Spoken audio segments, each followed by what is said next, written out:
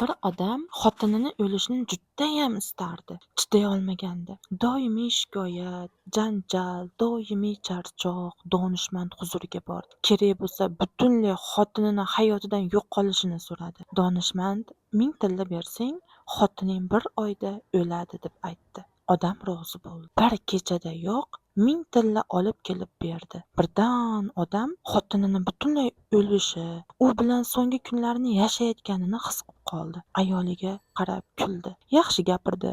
Xotinini gaplarini tingladi. Ilk bor u bilan muloyim bo'ldi. Ayol erini o'zgarganini sezdi. Yumshadi. Eriga muloyim kuldi. O'ziga yumshashga ruxsat berdi. Kayfiyatlari ko'tarildi. Oilalariga fayz va baxt kirib kelgandek bo'ldi. Erkak birdan anglab qoldi. Aslida erkakni o'zi o'zgargan edi. Munosabatlarda bir tomon o'zgarsa, xoh u xotin bo'lsin, xoh u er, bu o'zgarish har ikki tomonga ta'sir qilishini tushundi. U donishmand oldiga yugurdi. Xotinini o'lmasligini yolvorib so'radi. Aytishlaricha, o'sha donishmandga yana 1000 tilla berib, ayolni saqlab qolgan deyishadi. Qissadan hissa shuki, siz o'ziz o'zgarmaguningizcha atrofingizda hech kim o'zgarmaydi.